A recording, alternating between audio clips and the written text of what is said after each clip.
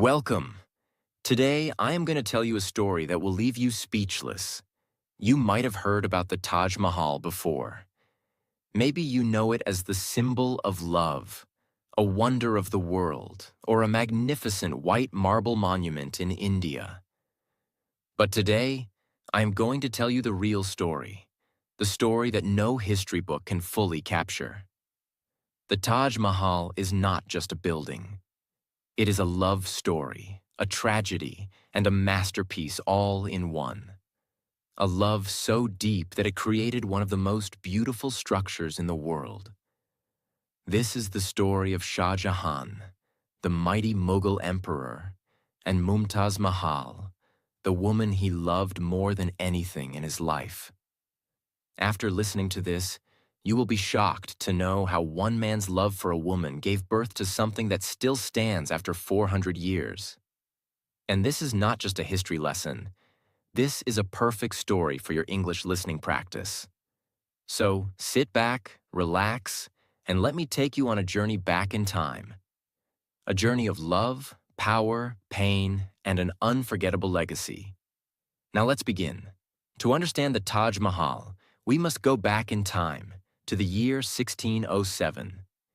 Imagine a grand Mughal palace decorated with gold, silk curtains, and the finest carpets from Persia. The air is filled with the fragrance of rose water, and outside, the gardens bloom with colorful flowers. This was the world of Prince Khurram, who later became Shah Jahan, the Emperor of India. At this time, he was a handsome young prince, intelligent, brave, and ambitious. He was the son of Jahangir, the fourth Mughal emperor, and the grandson of the mighty Akbar the Great. Everyone knew that one day he would rule the Mughal Empire. But he had no idea that his life was about to change forever. One day, while walking through the royal bazaar, Prince Khurram saw a young girl. She was not an ordinary girl. She was Arjumand Banu Begum, a Persian princess from a noble family. Her beauty was beyond imagination. She had long black hair, deep brown eyes, and a smile that could melt the coldest heart. In that moment, Khurram fell in love. He could not take his eyes off her. The way she moved, the way she spoke. It was as if the whole world had disappeared, and only she remained. He knew she was the one. But love in royal families was not so simple. Arjumand was the niece of Nur Jahan, the powerful wife of Emperor Jahangir. Marrying her was not easy because royal marriages were often about politics, not love. But Khurram was determined. He told his father, "I will marry no one but Arjumand." Jahangir, knowing his son's strong will, finally agreed. But there was a problem. In those days, Mughal princes did not marry immediately. Even if they were engaged, they had to wait. And so, for 5 long years, Khurram and Arjumand waited for their wedding day. Finally, in 1612, the grand wedding took place. The wedding was like something from a dream. Elephants decorated with jewels, golden palaces filled with music, and the finest food from all over the empire. It was a celebration of love, a love that would later create the greatest monument in history. After marriage, Prince Khurram gave her a new name, Mumtaz Mahal, meaning the chosen one of the palace. And she truly was his chosen one. Shah Jahan had a total of 7 wives, but Mumtaz Mahal was the only one he truly loved. His other wives did not live with him the way Mumtaz did. They were only in the palace for status, not love. Mumtaz Mahal was not just a queen. She was Shah Jahan's heart, his soul, his everything. Even though he had many wives, it was Mumtaz whom he loved the most. She was his best friend, his advisor, and his greatest happiness. Wherever Shah Jahan went, Mumtaz was always with him. Unlike other Mughal queens who often lived inside the palace, Mumtaz traveled with Shah Jahan everywhere. to different cities, during battles, and even in difficult times. She was not just a silent queen. She was his partner in everything. She helped him make decisions, advised him on politics, and always stood by his side. She was not only beautiful, but also intelligent, kind, and wise. Shah Jahan trusted her more than anyone. If he had a problem, he asked Mumtaz first. If he was sad, Mumtaz comforted him. She was his strength, his peace, and his love. Every morning when Shah Jahan woke up, the first thing he wanted to see was Mumtaz. And every night, before he slept, he wanted to hear her voice. Their love was something rare and special, even in the history of kings and queens. For 19 years, their love grew deeper and deeper. They had 14 children together, and each child made their bond even stronger. Mumtaz was not just a queen. She was a loving mother, a caring wife, and a kind-hearted woman who was loved by everyone in the palace. Even the servants, ministers, and soldiers respected her because she was always kind and fair to everyone. But life is unpredictable. Even the greatest love stories can take a tragic turn. In 1631, after years of happiness, Shah Jahan faced a great challenge.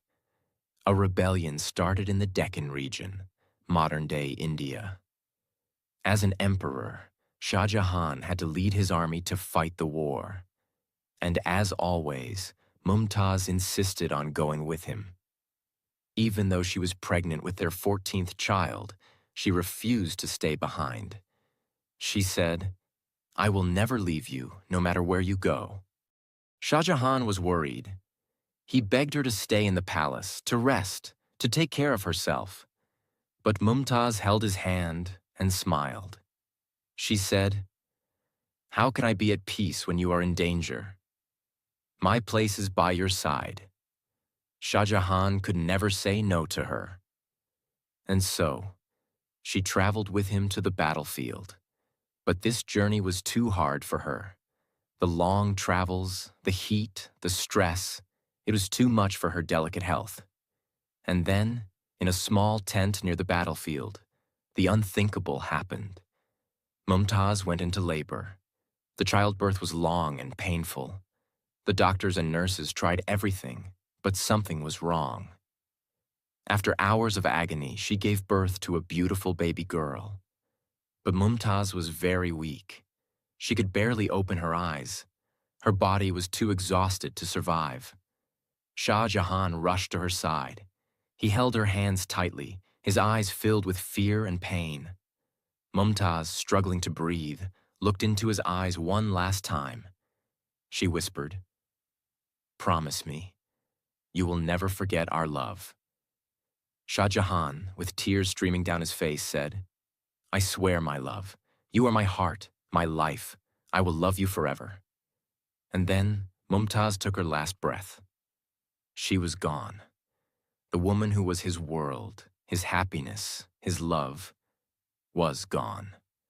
Shah Jahan broke down. He refused to believe it. He held her in his arms, crying like a child. The mighty emperor, the ruler of a great empire, was now just a man who had lost the love of his life. The entire palace fell silent. Ministers, soldiers, servants, everyone wept. The news spread across the empire. People could not believe it. Mumtaz Mahal was gone. The love of Shah Jahan's life, the woman he cherished more than anything in the world, had left him forever. The once powerful emperor was now a broken man. He did not care about the empire, the palace, or even his own life anymore. After Mumtaz died, Shah Jahan locked himself in his room for 8 days. For those 8 days, he did not eat, he did not drink, and he did not speak to anyone. His ministers, his sons, his daughters, everyone tried to comfort him, but he refused to see anyone. He just sat there in the darkness, holding Mumtaz's last piece of clothing, whispering her name. On the 9th day, his ministers begged him to come out. The empire needed him. His people needed him. But Shah Jahan no longer cared about ruling. When he finally stepped out, people gasped. The strong, handsome emperor they knew was gone. His black hair had turned completely white. His eyes were swollen and red from crying. His face looked pale and lifeless. The man who once ruled with power now looked like a living ghost. And then he made a decision that shocked the empire. He said, "I will build a monument that will make the whole world remember Mumtaz Mahal. She will live forever through this monument." This was the beginning of the Taj Mahal. Before Mumtaz died, she'd made one last request to Shah Jahan.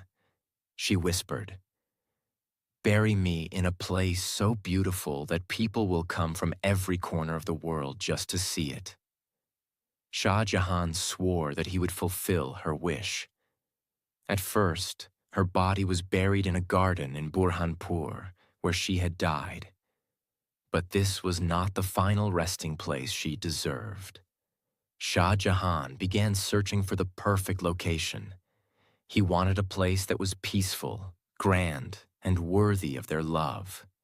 And then he found it, Agra, near the Yamuna River. A place where the river's reflection would shine on her tomb forever. And so, he moved Mumtaz's body from Burhanpur to Agra, where the greatest monument of love would be built for her. Now, Shah Jahan had only one purpose in life: to build the most beautiful monument in the world for Mumtaz Mahal. But this would not be just any tomb. It had to be made of the purest white marble from Rajasthan, decorated with gemstones from all over the world, so perfect that no other building in history could compare. Shah Jahan called the best architects, engineers, and artists from across India, Persia, Turkey, and Central Asia. Shah Jahan had promised to build the greatest monument of love, and he did, no matter how much it cost.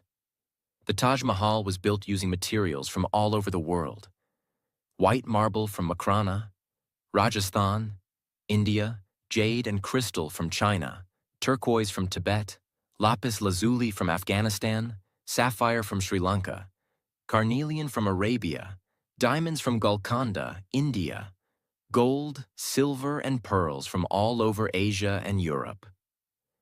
It is estimated that the total cost of building the Taj Mahal was 32 million rupees at that time.